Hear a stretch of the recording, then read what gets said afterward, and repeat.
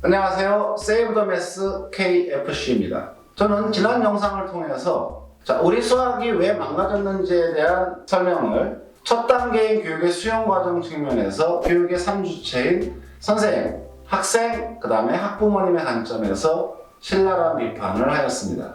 그러면 많은 분들이 생각할 겁니다. 비판은 쉽습니다. 그럼 너의 대안은 무엇이냐? 당연히 대안을 갖고 있기 때문에 비판이 가능한 겁니다.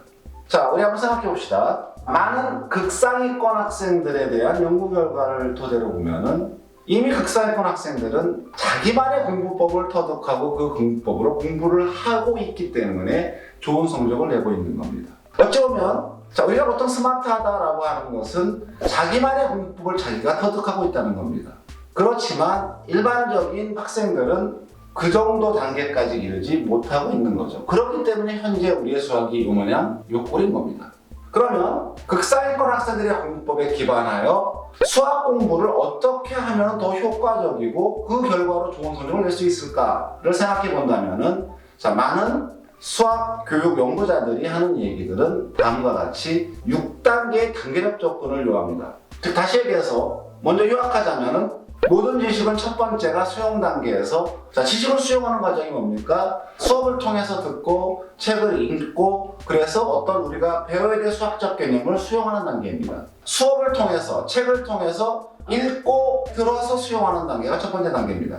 그거는 그렇게 어려운 일이 없습니다. 근데 단순히 듣고 단순히 읽은 것 갖고는 지식을 수용했다 볼 수가 없겠죠. 그렇죠? 반드시 듣고 읽은 내용에 대한 가장 중요한 핵심적인 부분들에 대해서 반드시 노트를 해야 되죠. 그래서 노트 테이킹을. 근데 우리 학생들 거의 안 하죠. 그렇죠? 첫 번째 수용 단계에서 제일 중요한 포인트는 반드시 노트를 통해서 정리해줘야 된다는 얘기입니다.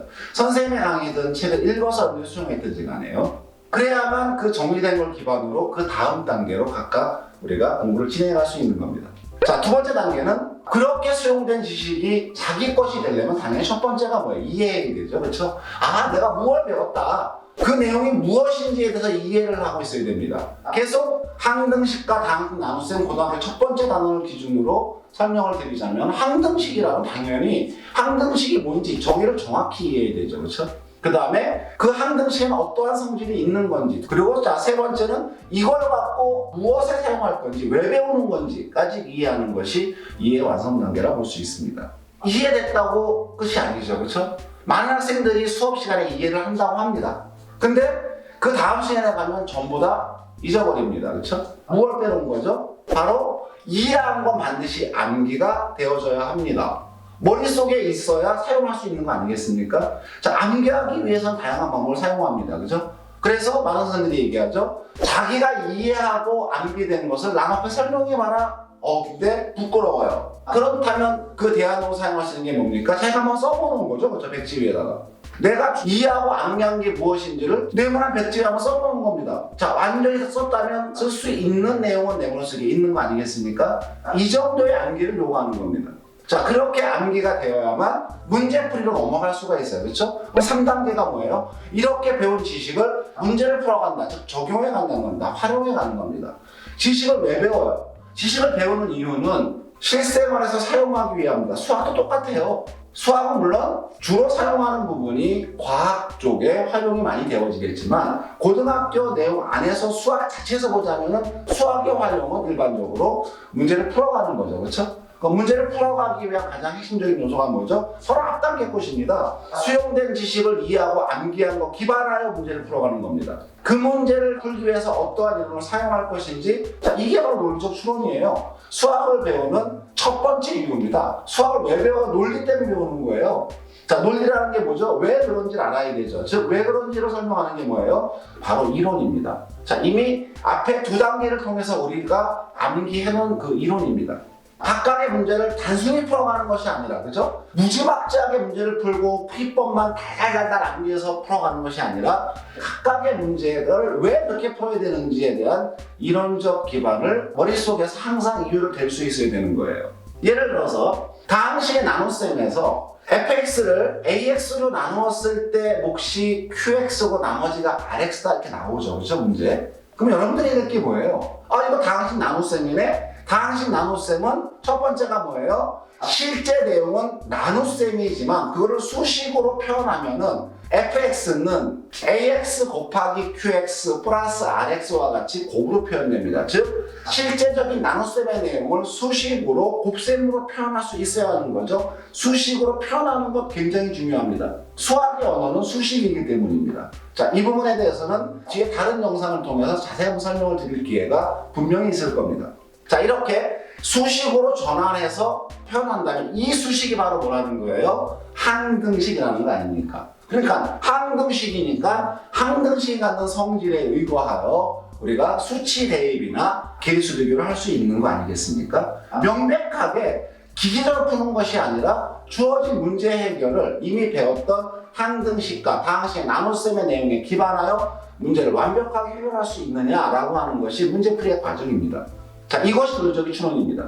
그러면 개별적인 문제는 그렇게 해소가 되겠죠, 그죠? 그래서 각각의 어떠한 개념서를 보든지 간에 기본적인 구성 자체가 이론이 있고 문제 풀어가는 예제가 있습니다. 요까지는 여기 자 공부 정도 완성이 되는 겁니다. 근데 그것은 되는데 연습 문제하고 또 막히죠, 그렇죠? 이유가 뭘까요?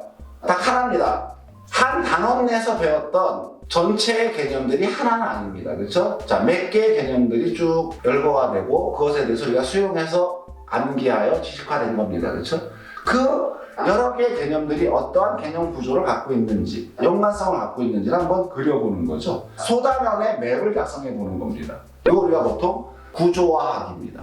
배운 내용을 구조화해야만 전체 개념 속에서 우리가 지금 다루고자 하는 특정 개념이 어느 위치에 있는지를 알 수 있고요. 그죠? 그리고 그 전체 개념 중에 특정한 문제가 무엇을 물어본 건지를 알 수 있는 겁니다. 개념을 구조화하는 가장 효과적인 방법은 맵을 작성하는 겁니다.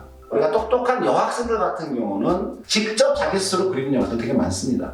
자, 왜 그 여학생은 맵을 그려볼까요? 전체 체계를 잡기 위한 겁니다. 완벽한 거죠. 그렇죠? 각각의 한 단원 내에 다양한 개념들이 어떠한 체계와 어떤 구조를 갖추고 있는지를 스스로 한번 쭉 열거해 보는 거죠. 그렇죠? 맵을 작성한다는 게 중심 개념부터 파생 개념이 쭉 나가는 거 아니겠습니까? 그렇죠? 이런 그림을 그려본다면 그 주어진 단원의 모든 개념에 대한 체계를 완성할 수 있는 거죠. 그죠? 자, 여기까지가 사실은 기본적 학습 과정입니다. 이게 되지 않은 상태에서 연습 문제를 풀어가는 것은 말도 안 되는 겁니다.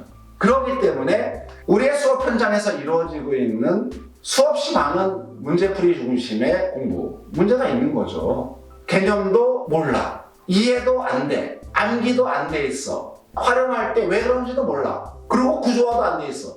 이런 상태에서 많은 문제를 풀어본들 수학 실력의 향상이 있을 수 있겠습니까? 불가능합니다. 이러한 문제풀이를 가능하게 하는 것은 지금까지 말했던 4가지의 단계를 착실하게 수행해온 사람은 훨씬 더 수월하게 풀 수 있고 그러한 문제풀이를 가능하게 할 수 있습니다. 여기까지 일반적인 학생들이 반드시 진행해줘야 할 공부의 기본적 단계이고요. 각 단계에서 해야 될 내용입니다. 일반적인 이런 프로세스에 의해서 공부를 한다면 적어도 2, 3등급은 반드시 확보할 수 있습니다. 수능이든 내신이든 이 단계까지의 공부를 충실히 수행한 학생이 2, 3등급이 안 나온다면 그건 제 책임일 수 있습니다. 제가 잘못 얘기한 걸 수 있습니다. 실제로 시행해 보십시오. 반드시 나올 겁니다. 자, 이제 그러면 그 다음 단계라는 거는 일반적으로 보통 심화 과정의 단계입니다. 조금 더 실력을 고양시켜가는 단계겠죠. 그렇죠? 남은 단계는 2가지가 있습니다. 하나는 분석 단계입니다. 5번째 단계가 분석 단계고 레벨업 단계라고 볼 수 있습니다. 그럼 분석이라는 게 뭐냐면 우리한테 주어진 고난도 문제에 대한 풀이에 있어서 첫 번째 우리가 해야 될 것이 분석입니다. 각각의 조건들을 분석한다. 무슨 얘기예요? 각각의 문제의 조건에 주어진 한 파트 한 파트가 어떠한 개념과 연관되어 있는지를 추론해 줘야 됩니다. 추론되었다면 반드시 수식화 시켜줘야 됩니다. 그 조건을 충족시켜주는 이론에 해당하는 수식을 작성할 수 있어야 됩니다. 그러면서 동시에 그 개념과 연관된 이미 앞에서 우리가 구조화시켰던 모든 것이 있었죠. 그렇죠? 그 개념과 연관된 모든 구조화된 것이 떠오를 수 있어야 되는 겁니다. 그래야만 그 구조화된 각각의 개념의 구조 속에서 어떠한 부분이 사용되는 건지 추론해낼 수 있겠죠. 그죠?